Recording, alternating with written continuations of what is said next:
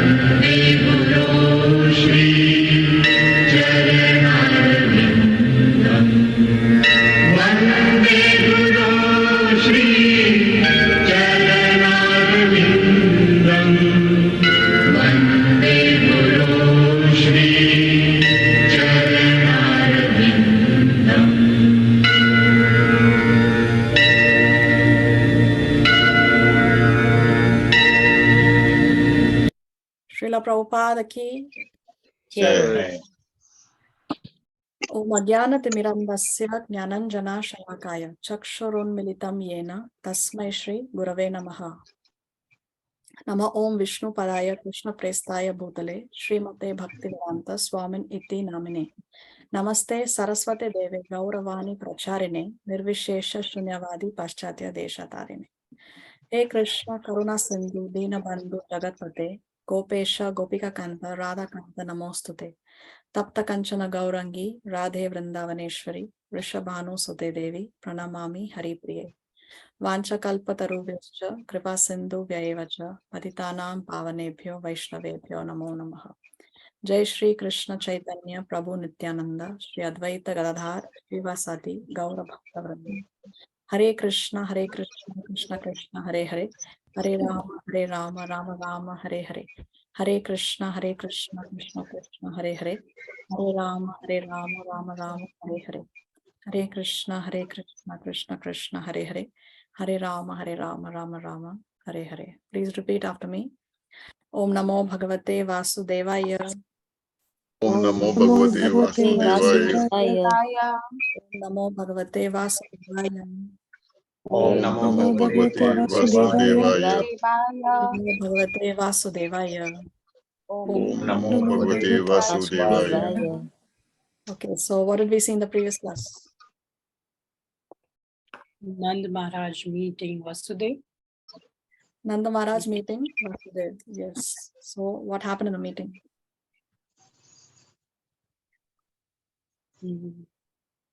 Why did Nanda Maharaj go to Mathura? To pay taxes to taxes. What is the relationship between Nanda Maharaj and Vasudev? The stepbrothers. Stepbrothers, very nice. Okay. So what was the conversation about? Vasudev was anxious because he wanted to make sure that both his the son is safe, like both the sons are safe. Yes. Does Nanda Maharaj know that Krishna is not his son? No. He's not aware of it, isn't it? Okay. And before this meeting, what had happened? What did Nanda Maharaj celebrate? Krishna's Yes, Krishna's birth ceremony. So astrologers and brahmanas were called for, and he gave away a lot of charity, a lot of rituals were done. And like that, he celebrated what we know as Nandotsav on our Vaishnava calendar, isn't it? Okay. So today we will be doing the chapter where we have the description of Krishna killing the first demon.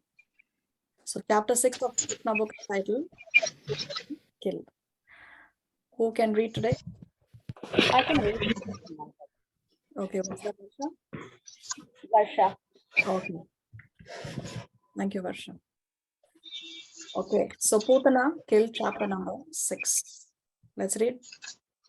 While Nand Maharaj was returning home, he considered Vasudev's warning that there might be some disturbance in Gokul. Certainly, the advice was friendly and not false. So Nand thought there is some truth in it. Therefore, out of fear, he began to take shelter of the Supreme Personality of Godhead.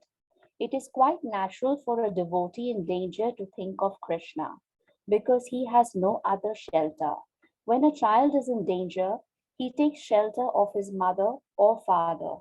Similarly, a devotee is always under the shelter of the Supreme Personality of Godhead.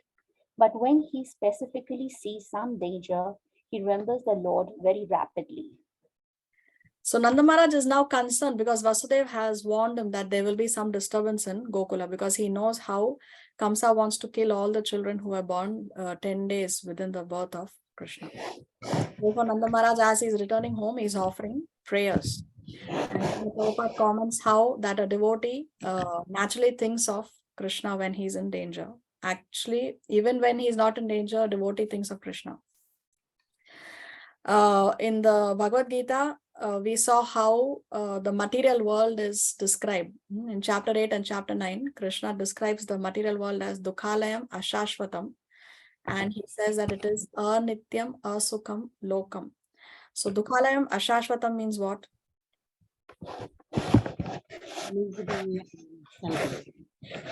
What's that? It's a temporary world and it's miserable. Yes, Yeah. Dukhalayam. So Dukhalayam means it is a place full of miseries, and Ashashvata means it is temporary. And Anityam Asukam Lokam, also that there is no sukha, there is no happiness, and Anityam, there is nothing, there's nothing nitya. So again, it is a temporary place. And Sukadeva Goswami describes this material world in the Srimad Bhagavatam as padam padam yat vipadam. At every step, padam padam, there is vipadam. At every step, there is danger. So we are living in this material world, which is a very, very dangerous place. And the only recourse for us, the only recourse for a devotee is to take shelter of the Lord at every step. That therefore, it is very, very important that we never give up the chanting of the holy name. Next. After consulting with demonic ministers, Kamsa instructed a witch named Putana, who knew the black art of killing small children by ghastly sinful methods, to kill all kinds of children in the cities, villages, and pasturing grounds. Such witches can play their black art only where there is no chanting or hearing of the holy name of Krishna. It is said that wherever the chanting of the holy name of Krishna is done, even negligently, all bad elements, witches, ghosts, and dangerous calamities immediately disappear.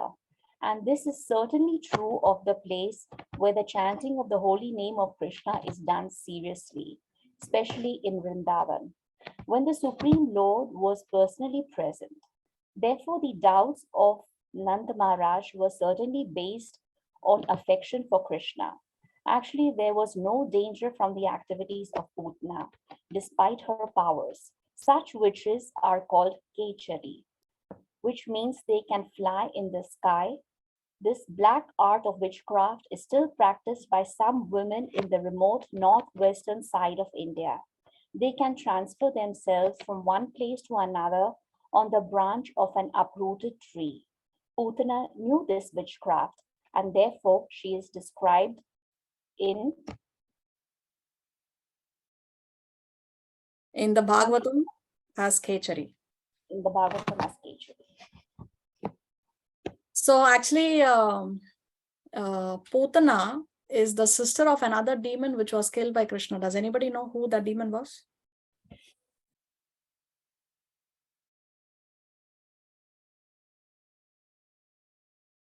Was it Vritrashur? So No, Vrind- a crane demon. Is it Bakasur Mataji? Bakasura, yes, very nice. Bakasura. So actually, this Bakasura, previously, before Bakasura and Putana became started to serve Kamsa, and Kamsa was giving them instructions. As we see now, Kamsa is instructing Putana to kill the children. Before that, there was actually a fight between Bakasura and Kamsa, and Bakasura at one instance he swallowed Kamsa with its sharp beak. But Kamsa, he was so strong, his body became like a thunderbolt. He was very angry and his body became like a thunderbolt. And Bakasura was forced to spit Kamsa out at once. And then Kamsa grabbed Bakasur and threw it to the ground. And he whirled him around and dragged Bakasur here and there. So like that, finally they had to accept defeat. Then Putana also came, because Putana is Bakasura's sister. Putana also came and she wished to fight Kamsa, but Kamsa laughed and he told her that I will never fight with a woman. And he tells her that Bakasura has become my brother, so you also should become my sister. So after that, they started to take instructions from Kamsa and executing the instructions of Kamsa. So like this now,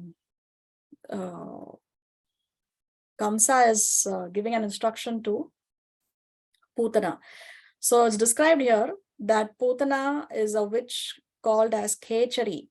Ka means sky and Chari means to move. So Khecharis are demons who can move in the sky. So, and she had this speciality. She had this special ability to kill the children, and that's exactly what she is doing. So even amongst the demons, there are specialists. There are different people who can do different kinds of activities. So for killing children, they had this class of demons called Khecharis, and that's the category in which Putana belonged to. So this very important lesson here, where there is such witchcraft or black magic, black art can only be there where there is no chanting or hearing of the holy name of Krishna. So if we are chanting the holy name of the Lord, then no kind of black magic and no kind of witchcraft will work on us. Even if somebody tries to harm us, they will not be able to succeed, because the chanting of the holy name creates a protective shield for the devotees. Next. Putana entered the county of Gokula, the residential quarter of Nanda Maharaj, without permission. Dressing herself just like a beautiful woman, she entered the house of Mother Yashoda. She appeared very beautiful, with raised hips, nicely swollen breasts, earrings, and flowers in her hair. She looked especially beautiful on account of her thin waist. She was glancing at everyone with very attractive looks and smiling face, and all the residents of Vrindavan were captivated. The innocent cowherd woman thought that she was the goddess of fortune appearing in Vrindavan with a lotus flower in her hand. It seemed to them that she had personally come to see Krishna, who is her husband. Because of her exquisite beauty, no one checked her movement, and therefore she freely entered the house of Nand Maharaj. Putna, the killer of many, many children, found baby Krishna lying on a small bed, and she could at once perceive that the baby was hiding his unparalleled potencies, which resembled fire covered by ashes. Putna thought, this child is so powerful that he can destroy the whole universe immediately. So see what Putana has done. She has assumed a very, very beautiful form, and that beautiful form is so captivating that the residents of Vrindavan are not preventing her from entering the house of Nanda Maharaj. She has just walked right into the house of Nanda Maharaj. The house of Nanda Maharaj is right in the center of Vrindavan and Gokul.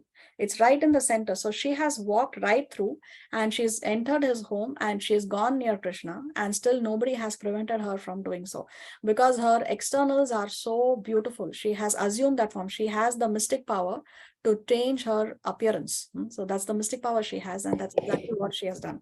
So this we see how usually people get carried away by the externals. Internals people may or may not see, may or may not consider. But when people see good externals, then immediately people are carried away. When we see a very well-dressed man or a very well-dressed woman, we think that this person is sophisticated, well civilized, well cultured. We get carried away by the externals. So this is exactly what has happened here. There is a book called Ananda Vrindavan Champu by Kavi Karnapur. Kavi Karnapur is actually a disciple of Chaitanya Mahaprabhu himself, and he has written a few books. And he mentions these pastimes of Krishna in a little more detail. Actually, in the Srimad Bhagavatam, in the entire Bhagavatam, there is only one indirect mention of Srimati Radharani. The reason is that they have only 7 days. Now, Sukadeva Goswami and Maharaj Parikshit. Maharaj Parikshit is cursed to die within 7 days. So Sukadeva Goswami has only 7 days to narrate the Bhagavatam to him.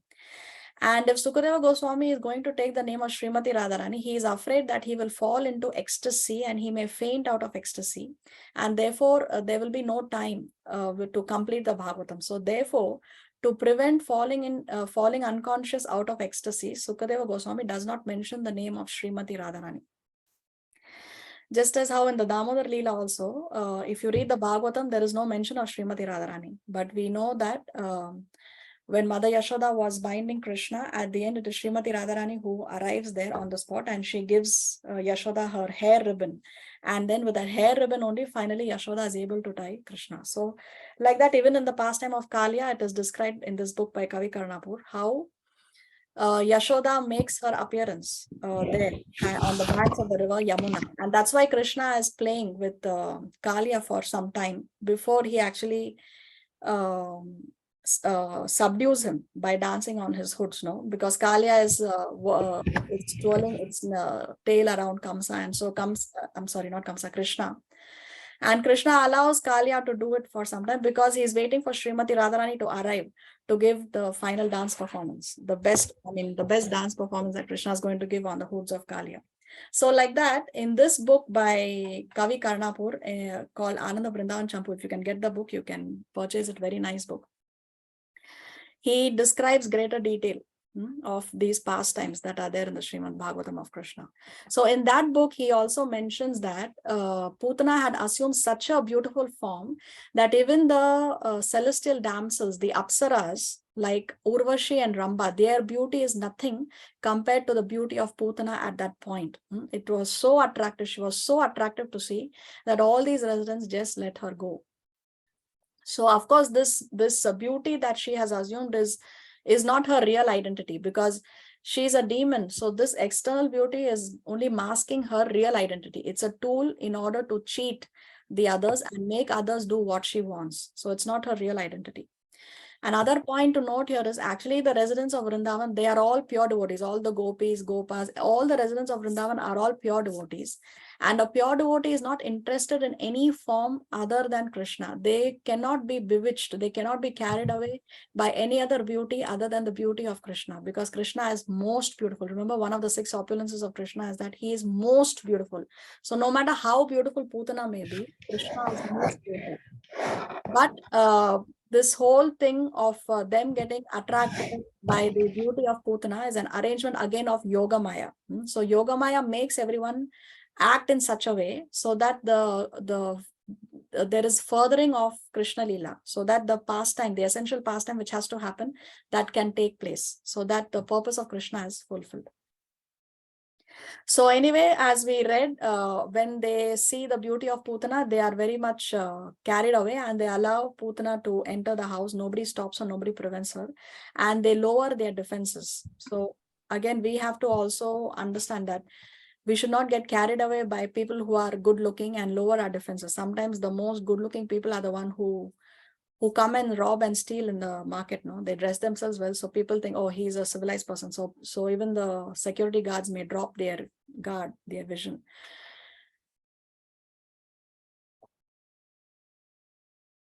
Okay, what else did we see here? So she comes there and she sees Krishna lying on the small bed, and Putana has already killed many children before she reaches Krishna. Okay, so she has already killed many children, and she finds Krishna lying on the bed. and she can perceive that the baby was hiding his unparalleled potencies. So some perception she is given by Krishna's mercy, and she's able to understand that this baby here is not an ordinary person, that he is hiding his unparalleled potencies, that he is in the baby form, but still he has these unparalleled potencies. So she's thinking that this child is so powerful that he can destroy the whole universe immediately. So Krishna in her heart, as a super soul, is giving her this intelligence to understand that this person, hey, this person here is not an ordinary person. Next. Putna's understanding is very significant. The Supreme Personality of Godhead Krishna is situated in everyone's heart. It is stated in the Bhagavad Gita that he gives one necessary intelligence and he also causes one to forget. Putna was immediately aware that the child whom she was observing in the house of Nand Maharaj was the Supreme Personality of Godhead himself. He was lying there as a small baby, but that does not mean he was less powerful. The materialistic theory that God worship is anthropomorphic is not correct. No living being can become God by undergoing meditation or austerities. God is always God. Krishna as a baby is as complete as he is as a full-fledged youth. The Mayavada theory holds that the living entity was formerly God but has now become overwhelmed by the influence of Maya. Therefore, the Mayavadis say that presently he is not God, but when the influence of Maya is taken away, he will again become God. This theory cannot be applied in the minute living entities. The living entities are minute parts and parcels of the Supreme Personality of Godhead. They are minute particles as sparks of the original fire. So these sparks can be covered by the influence of Maya, but the original fire, Krishna, cannot. Krishna is the Supreme Personality of Godhead, even from the beginning of his appearance in the house of Vasudeva and Devaki. So Krishna is situated in everyone's heart, and it is stated in the Bhagavad Gita that he gives one necessary intelligence. So this is chapter number 15, verse number 15. And there Krishna mentions the three things that the super soul does in the heart. What is that? He says, Sarvasya Chaham Riddhi Shani Vishnu. I am seated in everyone's heart. And then he says, Mata, from me, Smritir Jnanam Apohanam Cha. So Smritir means he gives remembrance. Jnanam means he gives knowledge. And Apohanam means Forgetfulness. forgetfulness. Yes. So these are the three things: knowledge, remembrance, and forgetfulness. So here we see how Krishna is giving intelligence to Putana. And she understands that this is not an ordinary child. But again, it's like she knows and she doesn't know. Like she is bewildered, she is in Maya. Just like how we know that death is going to strike us. We know that I see so many people around me, that people are dying, relatives, friends, neighbors. We see death happening around us, but still we think that it will not happen to me. For me, death is still far away. See, when once in the Mahabharata, this incident is there. Once Yudhishthira Maharaj was asked, what is it that surprises you the most? So he said that what surprises me the most is that although people see their loved ones dying, still they think that, oh, for me, this is a faraway reality. So we continue working like asses, and we continue working to have a better material bank balance, but we forget that we have to take care of a spiritual bank balance. We forget that we need to accumulate enough spiritual credit for our next lifetime, so that we can go back home, back to planet, or at least get a better birth, or at least minimum, bare minimum, assure a human birth in a devotee family, so that we will be raised in Krishna consciousness. So like that, we know and we don't know. So like that, Putana, she knows and she doesn't know. She is like in Maya, she's bewildered. And so she's thinking that, yes, here is Krishna, the Supreme Personality of Godhead. But somehow she's thinking that I am going to kill him. I can kill him. So she's thinking that I am either equal to him or greater than him, because how else will she be able to kill him? So then Srila Prabhupada here explains the Mayavad theory. The Mayavad theory is that the living entity, we were all formerly God, but now we have come under the influence of Maya, so we are covered. But once we attain self-realization, then we can become equal to God. But we know what is the Vaishnava theory, what we have learned from our acharyas is that we can never become equal to God. God is always God. We are eternally the servants of God. We are eternally his parts and parcels. So we as living entities, we can come under the influence of Maya, but Krishna can never come under the influence of Maya. In fact, Maya, Devi, she's the eternal servant of Krishna. So how can she cover Krishna's independence? That is not possible. Next. Krishna showed the nature of a small baby and closed his eyes as if to avoid the face of Putna. This closing of the eyes is interpreted and studied in different ways by the devotees. Some say that Krishna closed his eyes because he did not like to see the face of Putna, who had killed so many children and who had now come to kill him. Others say that Putna hesitated to take the baby on her lap because something extraordinary was being dictated to her from within, and that in order to give her assurance, Krishna closed his eyes so that she would not be frightened. And yet others interpret it in this way.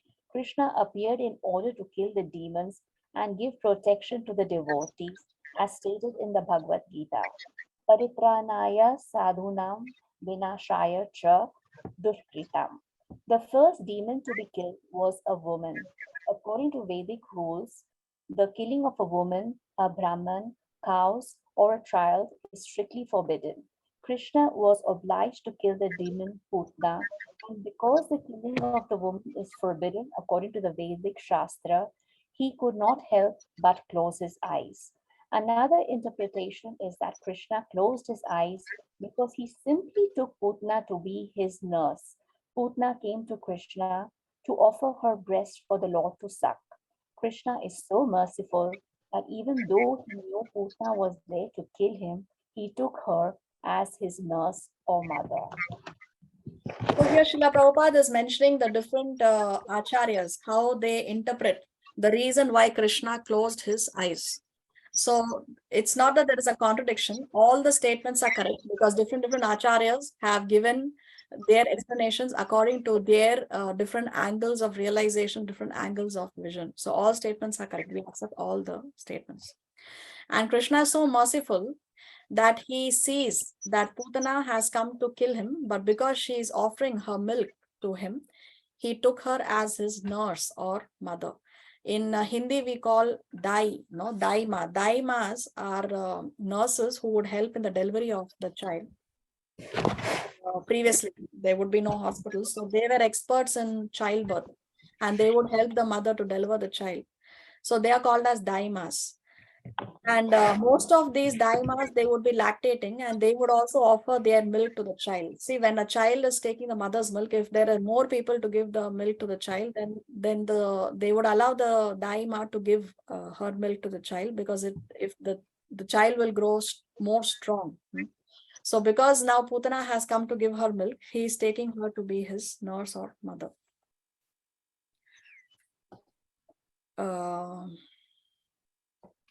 Srila Prabhupada makes this very important point in the purport. If you read this section in the Srimad Bhagavatam, 10th canto, he makes this very important point about Krishna closing his eyes. Let's read the purport. In this verse, there are two perplexities. When Krishna saw that Putna had come to kill him, he thought that since this woman was present with motherly affection, although artificial, he had to offer her a benediction. Therefore, he looked at her with a little perplexity and then closed his eyes again. Putna Rakshasi also was perplexed. She was not intelligent enough to understand that she was sticking a sleeping snake on her lap. She thought the snake to be an ordinary rope. The two words Antakam and Anantam are contradictory. Because of not being intelligent, Putna thought that she could kill her Antakam, the source of her annihilation. But because he is Ananta, unlimited, no one can kill him. Words are here in the verse Anantam and Antakam. So this is Putana. She knows that he is. She knows that he can destroy the whole universe, as we just read. But at the same time, she's thinking that she will be able to kill him. So this is, this is not being very intelligent of Putana. So the demons usually they are intelligent enough to gauge the strength, material strength of their enemies, but still they are so puffed up with power that they're in at that point when they want to fight and defeat the enemy, then their ego comes in between and then their intelligence is covered. So this is what is happening to Putana. Next. There are 7 kinds of mothers according to the Vedic injunction. The real mother, the wife of a teacher or spiritual master, the wife of a king, the wife of a brahmana, the cow, the nurse, and Mother Earth. Because Putna came to take Krishna on her lap and offer her breast milk to be sucked by him, she was accepted by Krishna as one of his mothers. That is considered to be another reason he closed his eyes. He had to kill a nurse or mother. But his killing of his mother or nurse was so different from his love for his real mother or his foster mother Yashoda. We further understand from Vedic information that Putna was also treated as a mother and given the same facility as Yashoda. As Yashoda was given liberation from the material world, Putna was also given liberation. When the baby Krishna closed his eyes, Putna took him on her lap. She did not know that she was holding the death personified. If a person mistakes a snake for a rope, he dies. Similarly, Putna had killed so many babies before meeting Krishna that she mistook him to be like them. But now she was accepting the snake that would kill her immediately. So here we see the 7 mothers of man according to the Vedas. Here is the verse. Atma Mata, Guru Patni, Brahmani, Raja Patnika, Dhenur, Dhatri, Tatha, Prithvi. Saptaita, Matara, Smritaha. Let's read the translation. These mothers are the original mother, the wife of the teacher or spiritual master, the wife of Brahmana, the king's wife, the cow, the nurse, and the earth. So this is from here only we have these terms. Why do we say queen mother? It's coming from the Vedas. Why do we say Gau Mata? Again, it's coming from the from this verse. We say Daima. We say Mother Earth. So we see these terms are here because according to the Vedas, all these are our mothers. So Krishna is accepting her as the Daima or the mother, and he gives her the same status. So Putana in the spiritual world has the same status as Yashoda has. Next. When Putna was taking baby Krishna on her lap, both Yashoda and Rohini were present. But because she was so beautifully dressed and showed motherly affection toward Krishna, they did not forbid her. They could not understand that she was a sword within a decorated case. Putna had smeared a very powerful poison on her breast, and immediately after taking the baby on her lap, she pushed her breastly nipple within his mouth. She was hoping that as soon as he would suck her breast, he would die. But baby Krishna very quickly took the nipple in anger. He sucked the milk poison along with the life air of the demon. In other words, Krishna simultaneously sucked the milk from her breast and killed her by sucking out her life. Krishna is so merciful that because the demon Putna came to offer her breast milk to him, he fulfilled her desire and accepted her activity as motherly. But to stop her from further nefarious activities, he immediately killed her. And because the demon was killed by Krishna, she got liberation. As Krishna pressed her breast extremely hard and sucked out her very breath, Putna fell down on the ground, spread her arms and legs, and began to cry, "Oh child, leave me, leave me." She was crying loudly and perspiring, and her whole body became wet. So even Yashoda and Rohini, they also did not prevent Putana from doing what she wanted to do. Usually, if your child is there and a stranger walks right into your house and takes your baby and starts to breastfeed the baby, the mother would prevent such an incident from happening. No, but even Yashoda and Rohini were so captivated by the beauty of Putana that even they did not forbid her from lifting Krishna and giving him her breast milk. So what kind of poison has Putana smeared on her breasts? There are two kinds of poison, one that acts slowly, causes a slow death, and one that causes immediate death. So what kind of poison has she smeared?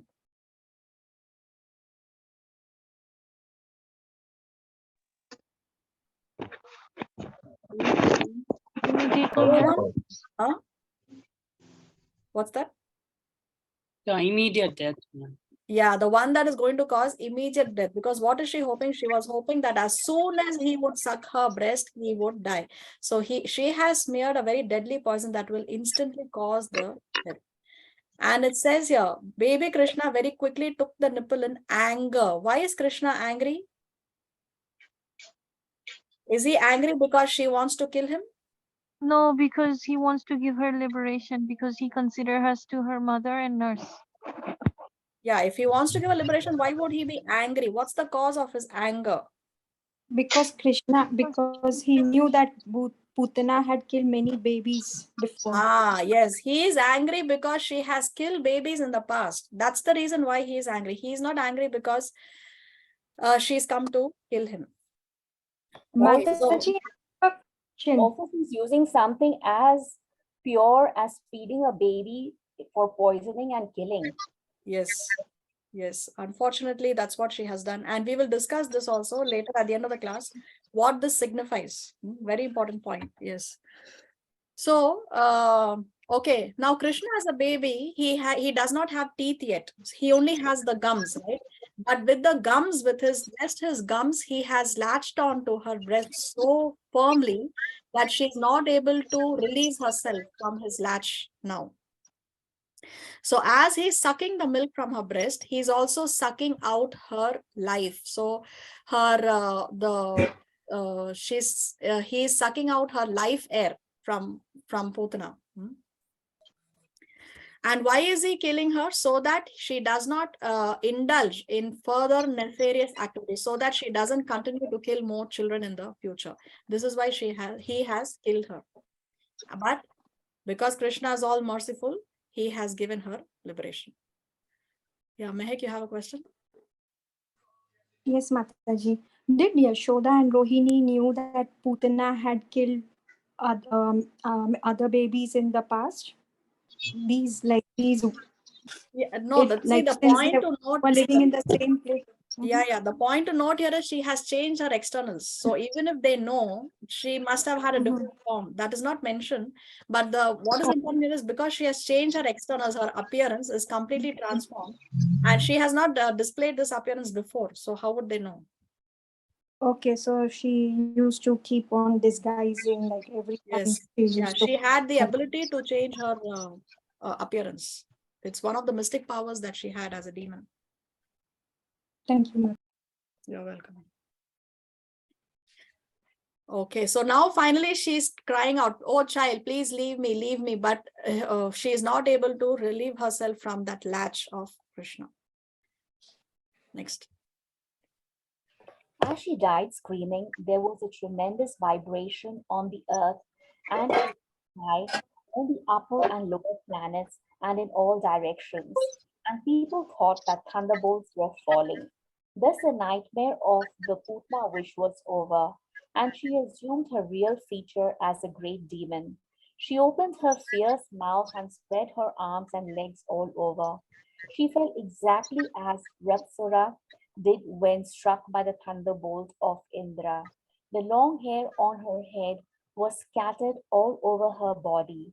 Her fallen body extended up to 12 miles and smashed all the trees to pieces, and everyone was struck with wonder upon seeing this gigantic body. Her teeth appeared just like plows, and her nostril appeared just like mountain caves. Her breasts appeared like small hills, and her hair was a vast reddish bush. Her eye sockets appeared like blind wells, and her two thighs appeared like two banks of a river. Her two hands appeared like two strongly constructed bridges, and her abdomen seemed like a dried up lake. All the cowherd men and women became struck with awe and wonder upon seeing this, and the tumultuous sound of her falling shocked their brains and ears and made their hearts beat strongly. So she has now fallen down dead. And how big is her body? 12 miles. 12 miles. That's like some 19 kilometers. 19 kilometers.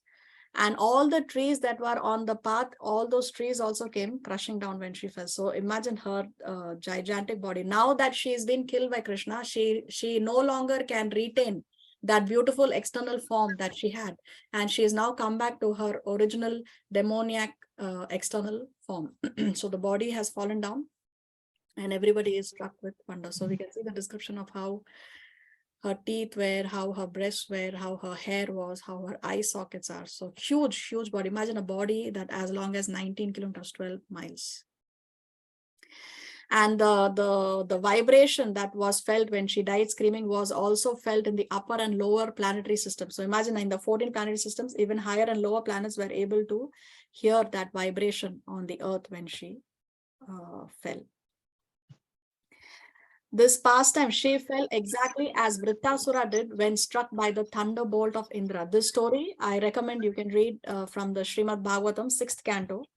There are chapters 7 to chapters 13 are dedicated to this pastime. Actually, chapter 7 describes how Indra first offended his spiritual master, Brihaspati.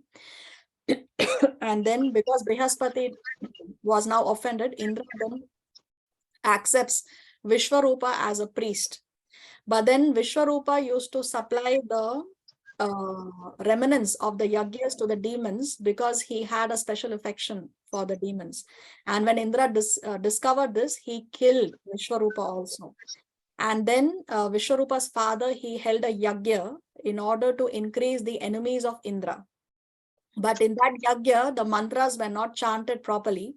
So when the mantras are not chanted properly, it has an opposite effect. So from that yagya, then a demon called Vrittasura had appeared. And this demon Vrittasura, here we have the photos. This demon Vrittasura was so I mean, what do you call it? He was so fiery that even the Devatas were afraid of him. And then finally, Indra was advised by the Lord to approach a sage called Dadichi and use the bones of Dadichi to make a weapon. And with that weapon, he was told that he can kill this demon Vrittasura. So then the demigods approach Dadichi. He's alive, of course, very, very powerful sage. His bones are so strong. And they told Dadichi that we want your bones to make this weapon to kill Vrittasura. And Dadichi very willingly gave up his life. He gave up his body so that they can make this weapon from his bones.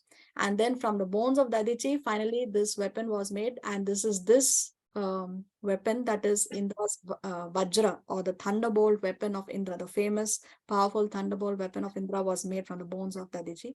And then Vrittasura was killed by that particular weapon, thunderbolt weapon of Indra. So chapter 7, you see the description of Indra offending Brihaspati, and then 8, 9, 10, 11, 12, 13, it gives you the entire detail of how the battle happened between the demigods, how Vrittasura appeared, and then the battle between the demigods and Vrittasura, like that you can read. And how Indra had to take the sinful reaction of killing Vishwarupa. Vishwarupa is a Brahmana, and he had to take the sinful reaction of killing a Brahmana. Now, Indra was very powerful and he could have negated that reaction. He could have neutralized the sinful reaction for killing the Brahmana, but he accepted the reaction. But later he distributed these reactions amongst four entities: land, water, trees, and women.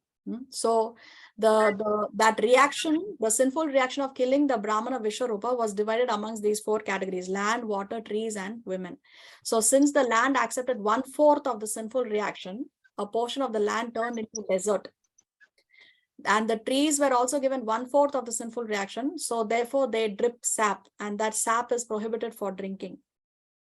Women accepted 1/4 of the sinful reaction. So therefore they get this menstrual period every month. And during the menstrual period, they cannot do devotional, they cannot worship the deities. So therefore, every month, 5 days, we are losing the opportunity to increase our spiritual bank balance. No, we become untouchable. And water also was infested with 1/4 of the sinful reaction. Therefore, when bubbles appear in water, the Bhagavatam describes that water cannot be used for any purpose. So why we women get this menstrual period is because of we agreed to take 1/4 of the sinful reaction of Indra killing a Brahmana. So the story is there in the Bhagavatam. Very interesting. You can read it on your. Mataji, can I ask you a question? Yes. So just now you said that women agreed. Why would we agree when we didn't do anything? He's the one who killed the Brahmana. Yeah, so women agreed to this because in return, women were given the facility to enjoy sexually even during the days when we should not, or even during the menstrual period, women are allowed to enjoy sexually. So there are certain days when it's prohibited, but women were given this facility in return that you can enjoy on all the days of the month without restriction. And that's why the women agreed. So Bhagavatam describes this. So this is in 6th canto, Mataji? Yes, 6th canto. Okay, thank you, Hare Krishna. 6th canto, chapter 13, King Indra afflicted by sinful reaction. If you read the chapter, it's described in that. Okay. Next. When the gopis saw little Krishna fearlessly playing on Putna's lap, they very quickly came and picked him up. Mother Yashoda, Rohini, and other elder gopis immediately performed the auspicious rituals by taking the tail of a cow and circumambulating his body. The child was completely washed with the urine of a cow, and the dust created by the hooves of the cows was thrown all over his body. This was all just to save little Krishna from future inauspicious accidents. This incident gives us a clear indication of how important the cow is to the family, society, and to the living beings in general. The transcendental body of Krishna did not require any protection, but to instruct us on the importance of the cow, the Lord was smeared over with cow dung, washed with the urine of a cow, and sprinkled with the dust upraised by the walking of the cows. So see, even the stool and urine of the cow is sacred. It's the only exception. See, normally even when we, human beings, when we pass stool, we are considered contaminated and we cannot do deity worship. We have to immediately have a bath. Otherwise, we are considered to be in a contaminated state. So even human stool and urine is not pure. But the cow stool and urine is pure, that it is used for devotional practices. Even when the yagyas are done, they use the stool of the cow to light the yagyas. It is used in the yagyas also. So, and even to cook prasad also, they use the cow dung. So everything about the cow is auspicious. Even the urine and the stool, which is not, even for the human being, that facility is not there. The moment we touch stool, whether it's our pet dog or cat or even human stool, immediately we have to take a bath. Next. After this purificatory process, the gopis, headed by Mother Yashoda and Rohini, chanted the names of Vishnu to give Krishna's body full protection from all evil influences. They washed their hands and feet and sipped water 3 times, as is the custom before chanting mantra. They chanted as follows: My dear Krishna, may the Lord, who is known as Aja, protect your legs. May the Lord Maniman protect your knees. May Lord Yagna protect your thighs. May Lord Achyutya protect your upper waist. May Lord Hayagriva protect your abdomen. May Lord Keshava protect your heart. May Lord Isha protect your chest. May Lord Surya protect your neck. May Lord Vishnu protect your arms. May Lord Urukrama protect your face. May Lord Ishvara protect your head. May Lord Chakradhara protect your front. May Lord Gadadhara protect your back. May Lord Madhusudana, who carries a bow in his hand, protect your right side. May Lord Agyana protect your left side. May Lord Tiragaya, with his conch shell, protect you on all sides. May the personality of Godhead, Upendra, protect you from above. May Lord Taraksya protect you on the ground. May Lord Haladhara protect you from all sides. May the personality of Godhead, known as Rishikesha, protect all your senses. May Lord Narayana protect your life heirs. May the Lord of the Shweta Dweepa, Narayana, protect the core of your heart. May Lord Yogeshwara protect your mind. May Lord Krsna Grava protect your intelligence. And may the Supreme Personality of Godhead protect your soul. While you are playing, may Lord Govinda protect you from all sides. And when you are sleeping, may Lord Madhava protect you from all danger. When you are walking, may the Lord of Vaikuntha protect you from falling down. When you're sitting, may Lord Narayana give you all protection. And while you are eating, may the Lord of all sacrifices give you all protection. So see, Mother Yashoda and Rohini, they have chanted the names of Vishnu to give Krishna's body full protection from all evil influences. So we see how Mother Yashoda and Rohini, they are qualified. They have the education. They know the mantras and they know how to use the mantras, when to use the mantras. So they do have education. It's not that they are illiterate. So they use their knowledge to chant all these mantras for the protection of Krishna. Does Krishna require protection? No, he No. doesn't. Krishna doesn't require No. protection. Again, because Yashoda and Rohini are under the influence of Yoga Maya, they see Krishna as our child, and so they are praying to the Lord Vishnu to protect Krishna. Next. The mother Yashoda chanted different names of Vishnu to protect child Krishna's different bodily parts.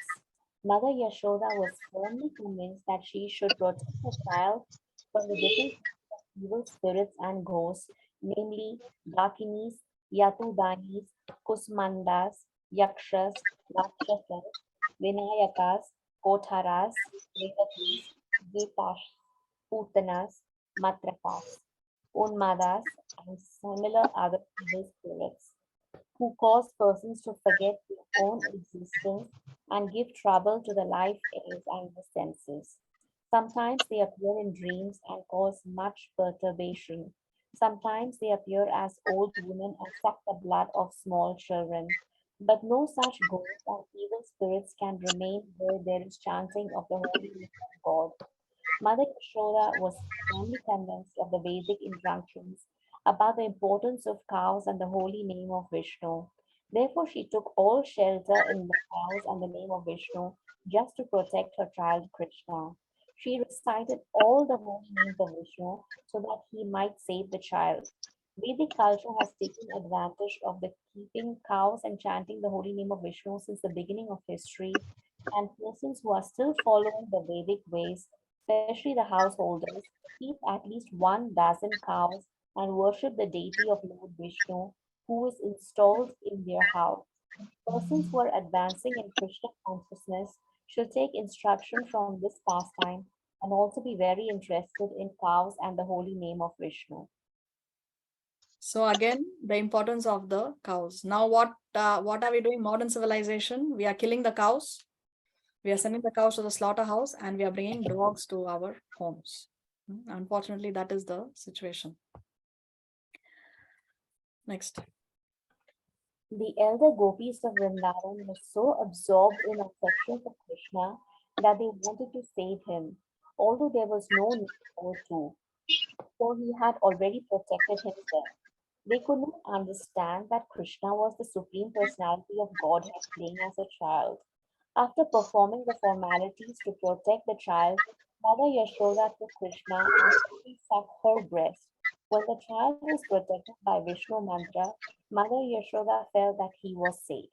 In the meantime, all the cowherd men who had gone to Mathura to pay tax, returned home and was struck with wonder at seeing the gigantic dead body of Putana.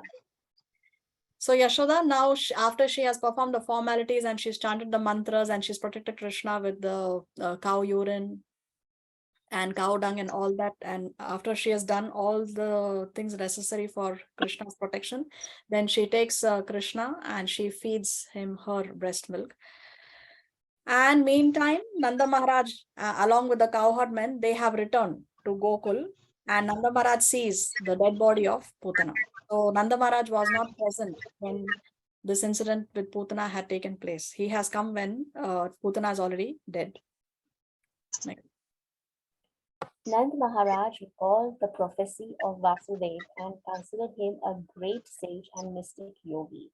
Otherwise, how could he have foretold an incident that happened during his absence from Vrindavan? After this, all the residents of Raj cut the gigantic body of Putna into pieces and piled it up with wood for burning. With all the limbs of Putna's body were burning, the smoke emanating from the fire created a good aroma of aguru. The aroma was due to her being killed by Krishna. This means that the demon Putna was washed of all her sinful activities and attained a celestial body. Here is an example of how the Supreme Personality of Godhead is all good. Putna came to kill Krishna, but because he sucked her milk, she was immediately purified, and her dead body attained a transcendental quality. Her only business was to kill small children. She was only fond of blood, but in spite of being envious of Krishna, she attained salvation because she gave her milk to him to drink. So, what can be said of those who are affectionate to Krishna in the relationship of mother, who with great love and affection always serve him? The Supreme Personality of Godhead can visit the soul of every living entity. So as Nanda Maharaj comes and he sees the dead body of Putana, immediately he is remembering that, oh yes, Vasudeva had given me a warning. So has a very high regard for Vasudeva, and he says that yes, he did foretell the dangers in Gokul. So he has very high regard for him. And then what have the residents of Vrindavan done? They have cut the body of Putana into pieces and they have burned the body, pile it up with wood and then burn the body. But although Putana's body is that of a demon, it is giving a very nice fragrance. When she was lit, the fire was giving out a very nice fragrance. Why? Because she had attained liberation, and none other than Krishna himself had personally killed her. So therefore, her body is now emanating a very, very nice aroma. Aguru is a plant, and the wood of this plant gives a very nice aroma. Next. It is concluded, therefore, that even a little energy expended in the service of the Lord gives an immense transcendental profit. This is explained in the Bhagavad Gita. Kalpam api asya dharmasya trayate mahate bhaya. Devotional service in Krishna consciousness is so sublime that even a little service rendered to Krishna, knowingly or unknowingly, gives one the greatest transcendental benefit. The system of worshipping Krishna by offering flowers from a tree is also beneficial for the living entity who is confined to the bodily existence of that tree. When flowers and fruits are offered to Krishna, the tree that bore them also receives much benefit indirectly. The arcana process or worshipping procedure is therefore beneficial for everyone. Krishna is worshipable by great demigods like Brahma and Lord Shiva, and Putna was so fortunate that the same Krishna played in her lap as a little child. The lotus feet of Krishna, which are worshipped by great sages and devotees, were placed on the body of Putna. People worship Krishna and offer him food with great reverence and devotion, but automatically he sucked the milk from the body of Putna. Devotees therefore pray that it's simply by offering something as an enemy, Putna got so much benefit, then who can measure the benefit of worshipping Krishna in love and affection? Therefore, only Krishna should be worshipped, for so much benefit awaits the worshipper. So if Putana can get so much benefit by unknowingly rendering devotional service to Krishna, of course, she didn't render devotional service in a favorable way. She did it in an unfavorable way. And if she could be so benefited, then what to speak of somebody who engages in loving devotional service to Krishna? When we engage in devotional service to Krishna, even the simplest of service, just offering one flower, just pluck a flower. We are walking on the road, we see this beautiful flower, we think, oh, this flower is so beautiful, I want to offer it to Krishna. Even that simple act of offering that flower to Krishna is not going to be wasted.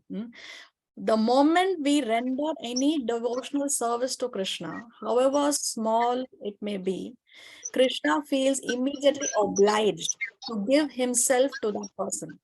He feels that he has his obligation to protect his devotees. So therefore, we should not underestimate the power of devotional service. We should not take it for granted. When something is very easily available, we tend to take it for granted.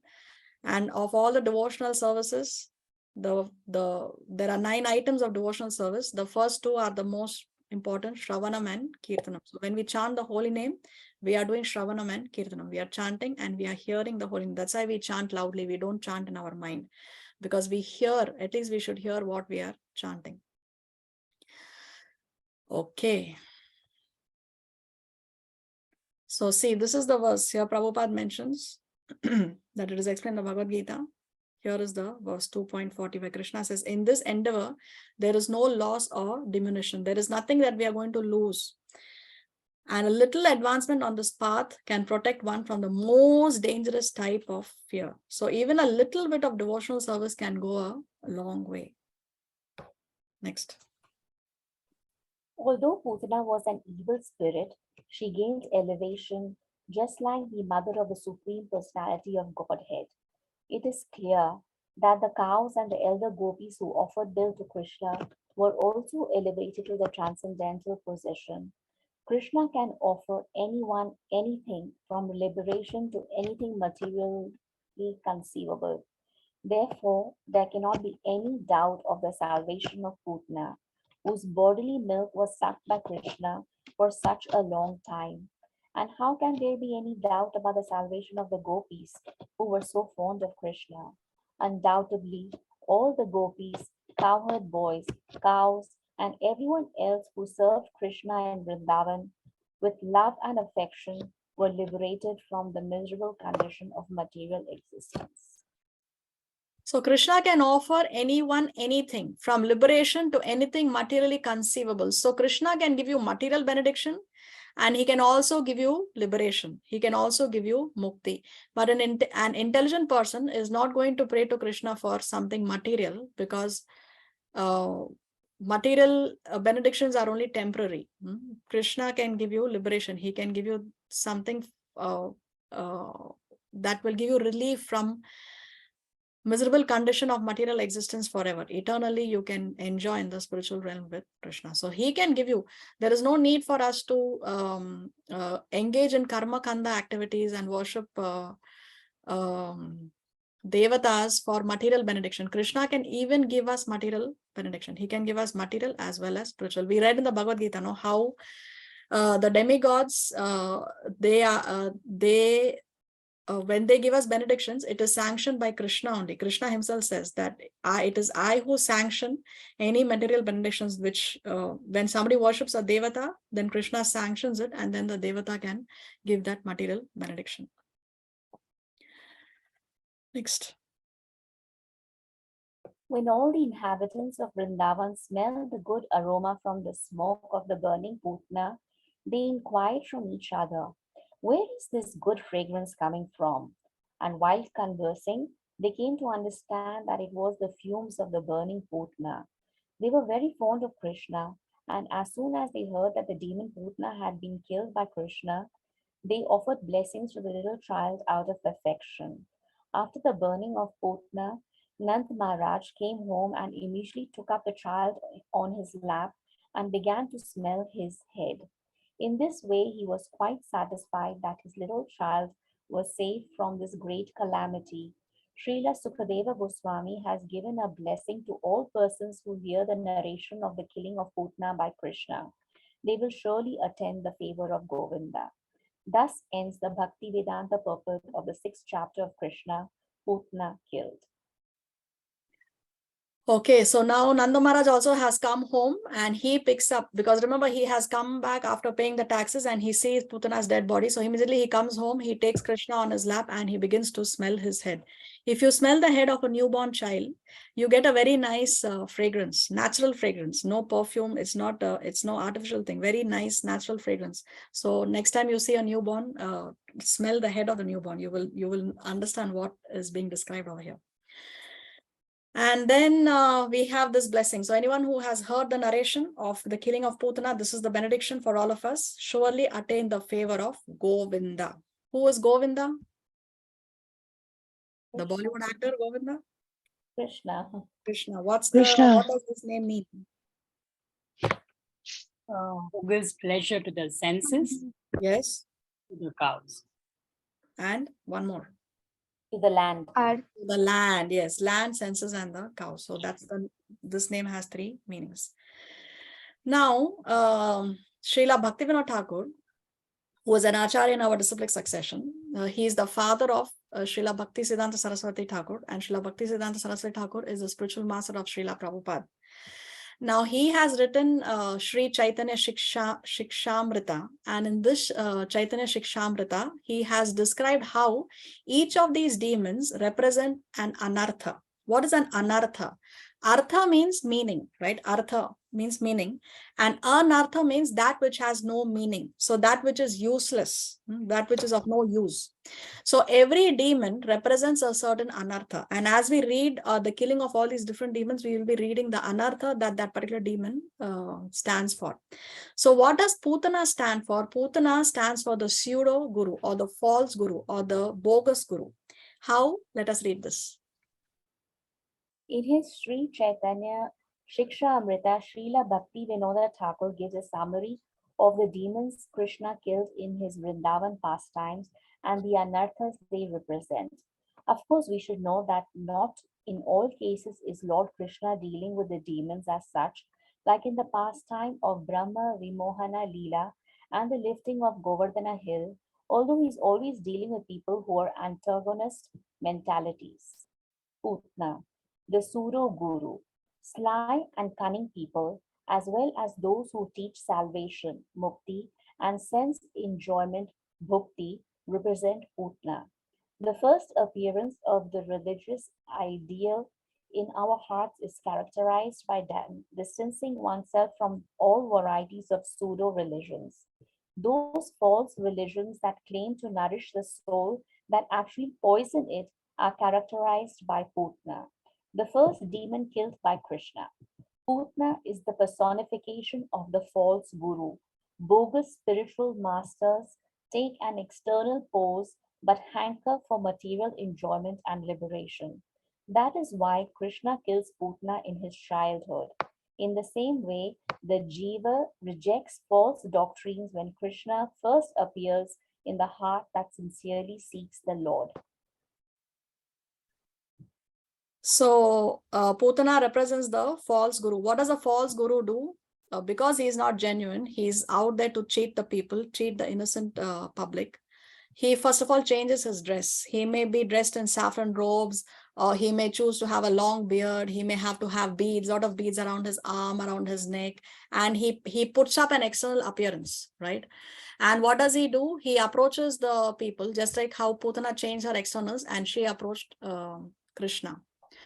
And Putana offers her milk to Krishna. Now milk is all good, but she offers poisoned milk. So these spiritual leaders, the fake leaders, they are offering contaminated knowledge. They are offering not pure shastric knowledge, but they are twisting the knowledge in order to suit them. And like that, they are offering that knowledge to the people. So that is poison, that is compared to poisoned milk. And as Vasha was saying earlier, how Putana is using this very,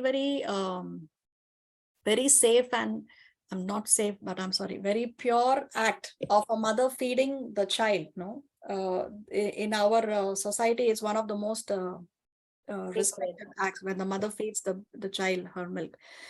So, so she is abusing that pure relationship of the mother and the child by giving the poison milk to the child. In the same way, these bogus gurus, they are giving contaminated knowledge, or they are giving fake knowledge, and they are contaminating the pure relationship between the seeker of the knowledge and the seer of the knowledge. One who is seeking out, one who's a student, one who wants to learn, that pure relationship between the guru and the disciple, that is being contaminated by these pseudo gurus. And unfortunately, what is happening because of that, people are losing faith in spirituality.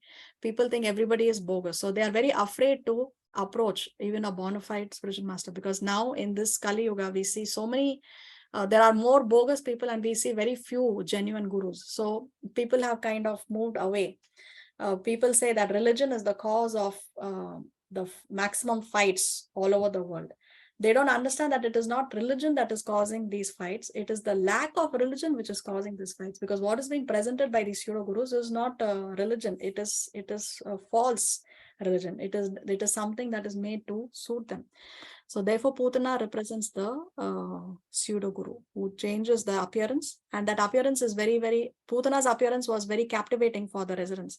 So like that, even these fake gurus, when they change their appearance, the people are getting attracted to the guru, and they think that yes, this is a genuine guru, and so they get carried away. So this is what Putana represents. Chaitanya Charandas has written a very nice article on his website. Let's read this. Rather than asking whether the guru is bona fide, we ask, am I bona fide? Am I bona fide means, what do I really want in my life? Do I want a guru who shows me the way, or do I want a guru who sanctions my way? Sanctions my way means, if you want a guru who pats on our back, then it is very good, continue it. If we feel that's what we want, that's what we get. If we genuinely are asking spiritual knowledge, then we will be guided. Just as Krishna remained undeceived, similarly, we will also, by Krishna's grace, even if we are deluded, we will become free from delusion by Putana's appearance. So our faith is ultimately not just in a particular teacher, but it is in Krishna. And because Krishna tells to put faith in teacher, and because he says surrender to the great souls and learn from them, therefore, when we are going to a teacher, we are not just putting faith in the teacher, but we are putting faith in Krishna, who has created this system of teachers. And that way, by Krishna's grace, we can become not only free from illusion, but will we be protected from the false gurus, and we can come to the true guru, and we will come to those who will take us to Krishna. Srila Prabhupada was such a guru, and he brought millions and millions of people to the Krishna's lotus feet. And it is by his mercy that we also have an opportunity to take shelter of Krishna. So Krishna, through this pastime, represents how we can be saved by showing how he protected himself and how he protected the Vrajavasis, although Putana was so deceptive. The world has many deceptions, but Krishna can protect us from all such deceptions. Chaitanya Charandas. So although everybody was deceived, Putana was not able to deceive Krishna. Usually, it's the adults who have the potency to discriminate or understand when somebody is trying to cheat us. For example, when there's an advertisement, very captivating advertisement, a child may see an ad and may want to purchase a product because the child does not have the intelligence to understand. But an adult will be able to say, all right, no, this is just an advertisement. This is just brainwashing. The actual product is not so great. So the child, normally the adults have the ability, the children don't have the ability. But here we saw Krishna, the baby Krishna was not deceived by Putana, but the adults were deceived by Putana's appearance. So one may think that, okay, but how will I, there are so many bogus gurus, how will I get a bona fide guru? So the question is, what is it that we desire? Do we want a guru? See, this statement is really very nice. What do I really want in my life? Do I want a guru who shows me the way? Or do I want a guru who sanctions my way? So here we in ISKCON, many times people tell, no, oh, we don't want to take initiation in ISKCON because too many restrictions, onion and garlic and no meat eating and all that stuff. So better I find a guru who's going to allow me to eat onion and garlic, who's going to allow me to have tea and coffee, who's going to allow me to eat meat. So that means I'm searching for a guru who's going to sanction my way, because I want to continue enjoying with these items which are prohibited. Shastrically, Vedas prohibit the consumption of onion, garlic, tea, coffee, because it's not good for our sadhana. But so therefore, if I'm going to go and search a guru who's going to sanction my way, then that is what I'm going to get, because Krishna is going to fulfill what our desire is. But if we are sincerely seeking a guru who is going to show me the way, show me the right path, then Krishna will give us a bona fide guru. So what is it that I really want in life? Very, very important, this question. Do I want a guru who shows me the way, or do I want a guru who sanctions my way? So when we put faith in a bona fide spiritual master, we put our faith in Krishna, because it is Krishna who recommends that we must inquire submissively from a self-realized soul. Krishna recommends that in the Bhagavad Gita. So when we put faith in a bona fide teacher, then we put our faith in Krishna, because it is Krishna who has set up this entire parampara system. Okay, and Srila Prabhupada was one such guru who brought millions and millions of people to Krishna's lotus feet. If you observe, people who don't know ISKCON, they don't know Srila Prabhupada. Srila Prabhupada's success story is the world's best. Nobody in the world history has a success story like that of Srila Prabhupada. Materially also, within 10 years, he opened 108 temples. If you see material calculation also, nobody has a greater success story than that of Srila Prabhupada. Of course, spiritual transcendental calculation, we cannot even imagine the extent of his mercy, right? But if you even materially calculate the amount he amassed in 10 years, nobody has such a great success story like Srila Prabhupada. But Srila Prabhupada's success story is not so famous. At least I didn't know Srila Prabhupada before I came to ISKCON. I had no idea who he is. Why? Because Srila Prabhupada always kept himself in the background. He always put Krishna in the foreground. Srila Prabhupada was not hankering to make followers for himself. He wanted to make followers for Krishna. So it is by his mercy that now we have the opportunity to take shelter of. So the world has many deceptions, but Krishna can protect us from all such deception. Just as how Putana was not able to deceive Krishna and Krishna protected the Rajavasis, in the same way, if we take shelter of Krishna, then we will not be deceived. Then we will not be sent a bogus guru. Then we will be, if we are sincere, then Krishna will send us a sincere. So this is what we learn from Putana. With that, we come to the end of today's session. Srila Prabhupada ki. Thank you, Mataji. Good. Srila Gurudev ki jai. Ajay Shanam Mataji ki jai. Shri Krishna book ki jai. Lord Krishna ki jai. Jai Jai Nityananda. Jai Jai. Thank you. Jai Govardhan. Thank you, Mataji, for your association and Shri Krishna Koti Koti Dandavat. Jai Dandavat Pranam. Thank you so much. Thank you, Mataji. Thank you. Okay, so Krishna, I think we are going good on time, these classes. We're just ending correctly. So that's good news. Okay, what else? Today's Ekadasi in this part of the world. In India, it's tomorrow, right? Yes, Mataji, it's tomorrow in India. Okay, and next year is the Purushottam month, which comes every 3 years approximately. Yes, Adhik Masa, yes. Adhik Mas. So the Ekadasis of Adhik Mas are even more special because those Ekadasis come once in 30 months or so. So yesterday I realized, because today we have a home program and the topic is Ekadasi, and I realized that next year is month of Purushottam. So please make sure that you can follow those Ekadasis as well nicely. Krishna willing. Yes, Mataji. Purushottam month's benefit and spiritual benefit is as equal as our Kartik month, Mataji? 16 times. Kartik month multiplied by 16 is one Purushottam month, Mataji. So again, make sure you have your ghee lamps.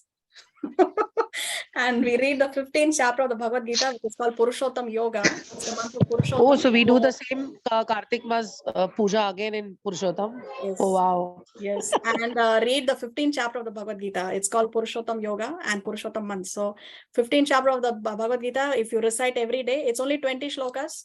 If you can recite only shlokas. If you can do shloka plus translation, shloka plus translation. If you can do shloka plus translation plus purport, then you do all three. So whatever you can do, but something, at least shlokas every day, 20, it will not take time. And it will, I mean, unimaginable the benefit.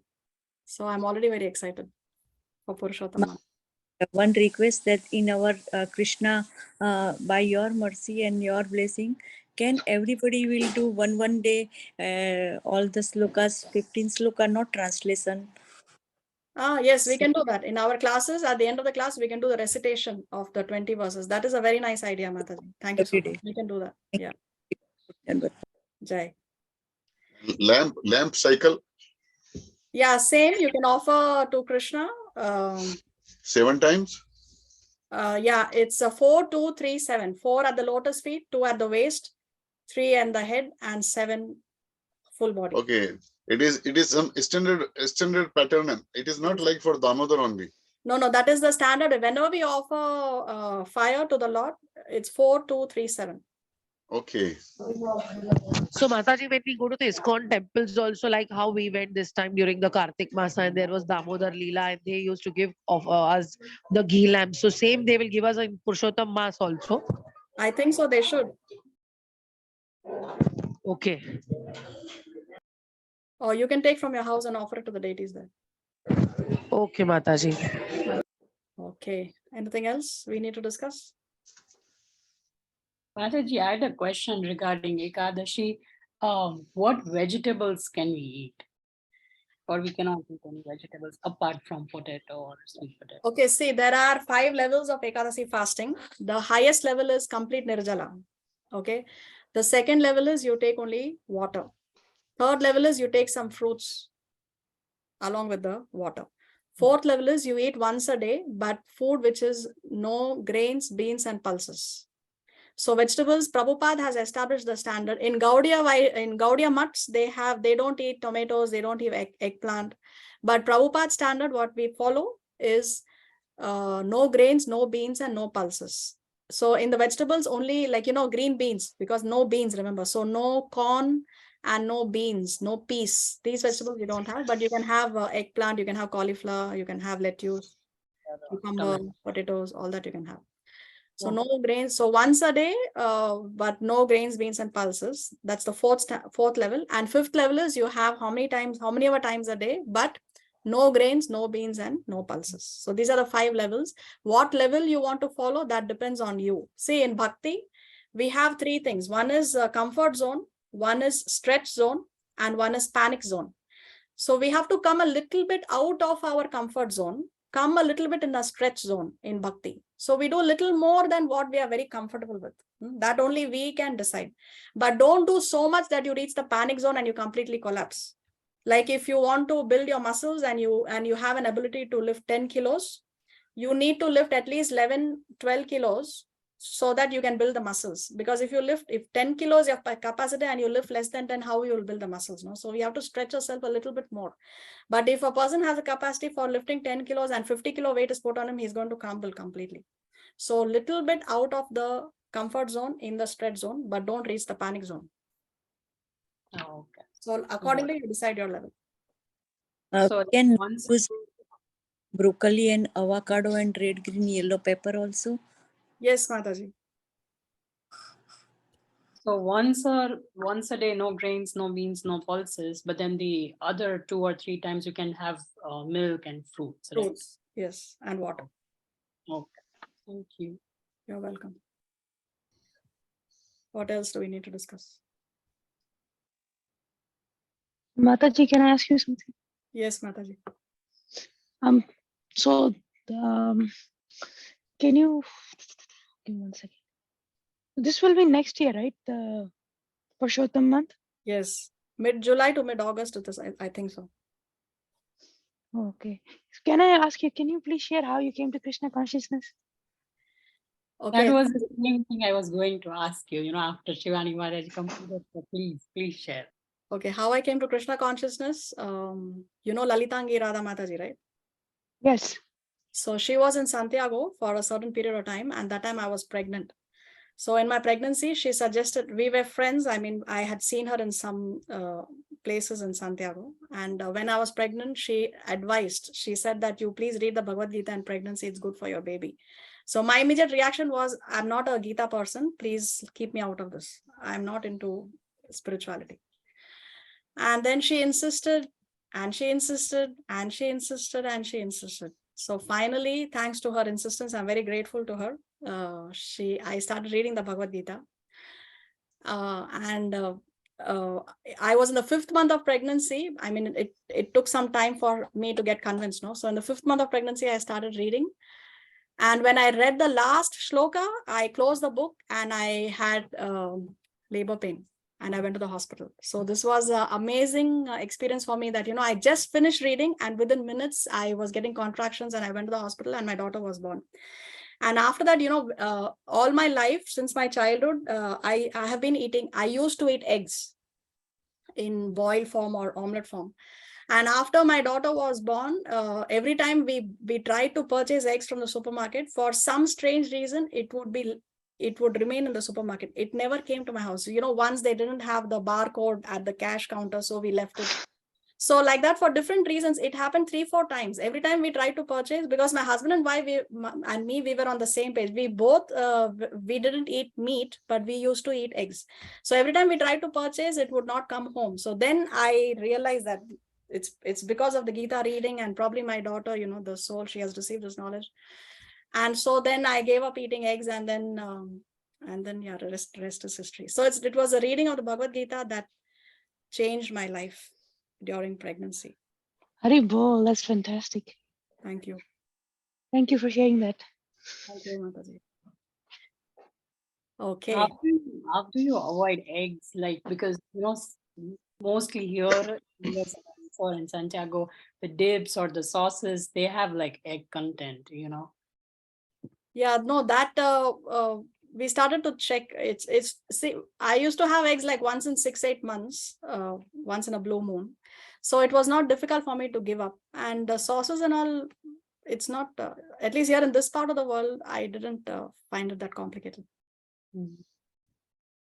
Mataji, did your Prabhuji also take up to Krishna consciousness? Yeah, he's a sheltered disciple of my Guru Maharaj, and we both gave up eggs together. After that incident, even he gave it up and I gave it up. He gave up onion and garlic before I gave up. So he stopped eating, and then I had to stop eating because I'm not going to cook separate food for him without onion and garlic and for me with onion and garlic. So then I was also forced to give up onion and garlic because my husband gave it up. And what was difficult for me to give up was tea, because I was severely addicted to tea. But I prayed to Radha Madhav in ISKCON Mayapur. And after that only, when I tried to give up tea, then there was no headache. After I prayed to them, I came back to Santiago and I prepared my tea in the morning. And I just strained the tea. It was in the cup. And then I thought to myself, this is the last time I'm going to try to give up tea, because previously I tried many times, but I used to get such a headache that I would eventually end up drinking that cup of tea. So this time, after I came back from Mayapur and after I prayed to Shri Radha Madhav and I served my tea in my cup here in Santiago for the first time, after I returned, I thought to myself, okay, this is the last time I'm going to try to give up this tea. And if I don't give up this tea now, then I'm not going to make any more efforts in the future. And I'm going to have to search for a guru out of ISKCON, which I didn't want to because my heart was in ISKCON. But then by the blessings of Radha Madhav, I didn't get any headache that day. I still, it's really a wonder how my head didn't ache. So that day till today, I have not had any tea. Wow, Hari Bol. Fantastic. Any substitute you adopted? No substitute. You get decaffeinated tea, which I may have once in 8 or 10 months at home sometimes if it's very cold, but no substitute. It just happened that my head would not pain anymore. So there is a lot of potency in prarthana and prayers. There is a lot of potency. My faith was more firm after that incident. Because I prayed to Shri Radha Madhav. It was Mangal Aarti at that time, and I had gone to Mayapur and I attended the Mangal Aarti. So Mangal Aarti, it's all dark. No, so people are not looking at you. It's just you and the Lord. And I had tears in my eyes. I was crying profusely, praying to the Lord that please help me, because this stupid cup of tea is keeping me from getting my spiritual master. I was praying like that. So please help me. And they helped me. So a lot of potency in prayer also. So I've seen Mataji. Like I have a devotee here. He's a American Prabhu, and he is I think initiated by Prabhupada ji. That's what he told me. And he goes to the temple. He does Harinam Kirtan, like today is Saturday in the evening. Every Saturday, without fail, rain or shine, he does Harinam Kirtan. He gives me prasadam from the altar. And I see that it makes a big difference. I mean, I see changes in my Prabhuji, like it's just amazing. I mean, totally, when you take prasadam, Mahaprasadam, yes, it will change you. It will change you. Just it's a matter of time. yes, exactly. So, Yes. That's so why our movement is also called as the eating movement. Just by taking prasad also, people are becoming devotees. That's how Prabhupada, when he started, he would have one apple and he would offer it to the Lord, and he would just cut the apple, and each of those who came to visit him, he would just distribute the apple, because he had no resources in the early days. No, so we are the eating movement. By prasad, we get purified. Jai. thank you so much for sharing your story. Wonderful, wonderful. And because of that, what happened, you came to Krishna consciousness, and then now we have your wonderful association. So, And I have your amazing. wonderful association. Thank you all so much for assisting, because if there is no you, then there is no me, and I would not study. I would not be forced to study and prepare for the notes. So it's a win-win situation for both parties. We are both getting benefit. So thank you very much for assisting these classes, all of you. Okay. Anything else? So Mataji, I would like to add here, once I started the Bhagavad Gita course with you. So it is all in the mind, we feel we can't leave garlic, we can't leave onion. Every weekend I used to have a hookah party, we used to go out and have hookah. Once I started the Bhagavad Gita course, I have never touched it. I have decided to follow the 4 principles very strictly. So drinking and all, I never used to do. But hookah parties, yeah, over the fortnight or during the weekends with friends or cousins. But since the time I started the Bhagavad Gita, I have just quitted all this. Jai. So it's all in the mind. It's all in the mind, I feel. And people force me, they offer me, and they are like shocked and astonished, oh, you are not having it anymore. So also this year during the Diwali party and all, they all were vaping and all. But then I was like, no, I have left it, and I've had the tulsi mala around my neck, so I will never touch it also again. So I feel it's all in the mind. Yes. Excellent. Thank you for कुछ sharing that कुछ भी story. कुछ भी कहो अब हुक्का party लगती तो अच्छी है. No, the joy of devotional service. See, the thing is, once I always give this example. I don't know if I've said this in our classes, that if you've never eaten a sweet, a gulab jamun, I can give you 100 descriptions that it is soft, it is juicy, it is sweet, it melts in your mouth. But unless you don't eat one yourself, you don't know what is the real taste of that product. So devotional service also is so sweet that later on, all these material hankerings, they appear so. I mean, we don't derive any joy from that, because spiritual joy covers everything else, and it is so great. It's so wonderful that unless we don't practice it ourselves, we don't know. We don't really know how great it is. No matter how much we read and how much it is described to us, but when we do it ourselves, then we know what it really means. See, when I gave up onion and garlic immediately, and tea especially, I feel now my body also has changed, because previously when I would get up, the first thing I wanted was my cup of tea. I would not be able to do anything. My head would not work. I wanted my tea immediately in the morning. So from that addiction, now I get up, I'm already fresh. I don't need that tea to freshen or for my mind or brain to function. So physically also, you feel the changes. When you give up all these things, you feel the changes in your body. And it really works. It really works. So we have to do it to realize it. Do the experiments. Till you don't feel the sacrifice or compromise or something like that, that is okay.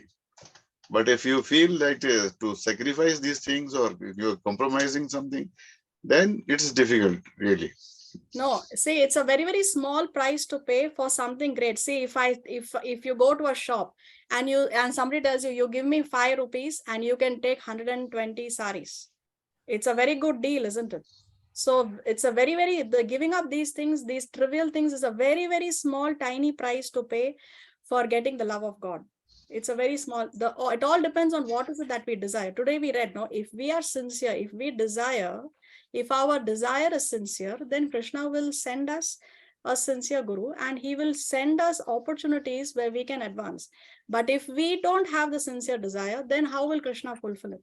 So it all begins with, first of all, I should desire to, like in my case, I had the desire to give up tea. That it all began with a desire. I have to desire it. No, only then Krishna will sanction what I desire. But if I don't desire, only chalta hai, chalne do, मेरे लिए ये बहुत हो गया, I don't want to go anymore. So if, like, you know, once I went to Pune and I walked into a shop, a random shop to purchase something, and the Maha Mantra was going on in Prabhupada's voice. So I asked him, oh, you know Prabhupada and you're listening to Maha Mantra? He says yes.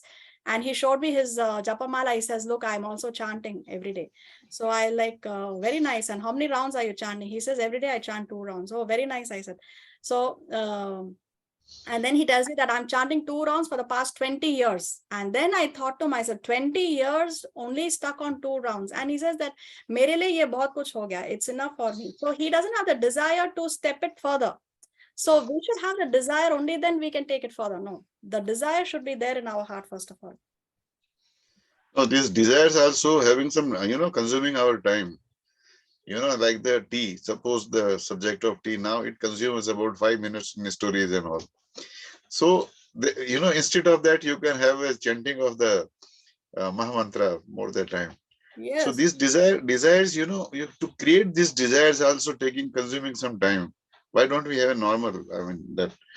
So that is, for especially to making spiritualism or education of the spiritualism or Lord Krishna or chanting, it doesn't mean that we should leave something, which is not an obstruction, basically. These are not the obstruction, basically. And we think about it that, okay, this I might desire to leave this thing, desire to leave this thing. And because I can understand these are the tamasic things, tamasic things are tamasic, it is not prescribed for anything, spiritualism, that I understand. But especially to think about it, it is simply your time consuming another way,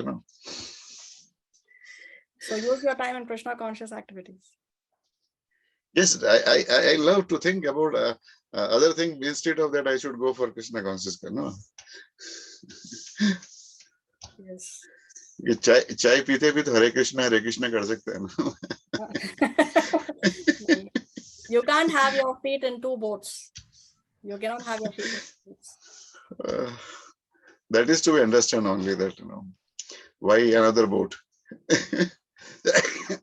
Shreya, you have a question? No, I just want to share the similar story of mine regarding tea, because I was addicted to tea as well. Only 1 cup, but then I had to have that, thing that, whenever I get up, I used to have tea. And without that, I tried to give up a lot, but then it would give me a headache and I couldn't. But then I was like, I want to give up, because then due to Krishna's mercy, I started having acidity. Whenever I used to consume tea, I started having acidity so much that no matter what I leave, other foods, I would get acidity. And then I was like, maybe it's just because of the tea, this is the reason why and then I slowly started giving up tea. Now I just have a milk instead of a tea. Wow. And sometimes I just have like every week or once, or I'm trying to cut that down too. But then, yeah, and then I slowly gave up tea, and I never imagined in my life that I could do this. Like never ever that I would give up tea. Wow. Jai. And then once you give up, the same thing which you said, you wake up even more fresh than earlier. Whenever I have tea like once a week, sometimes I feel very I feel I'm not controlling myself, like tea is controlling me, and then I'm not able to focus my attention on spirituality that much as much. Yes. It changes even materially, our body is changing, and spiritually, of course, also. it makes a difference. It makes a big difference. And the best part is you are not forced to. Your spouse is not forcing you to leave it, or your health reasons are not forcing you to leave. You are doing it willingly, right? Yes. Yeah. Yeah. Okay. Anything else? Happy Ekadashi to everybody. Today is Ekadashi for us as well. Sorry. Happy Ekadasi. All right. So see you all next week. Krishna willing, we'll go on to chapter number 7. Till then, have a nice week in Krishna consciousness. Hare Krishna. Hare Krishna. Hare Krishna, Dhamma Hare Krishna, everyone. Hare Krishna. Hare Krishna.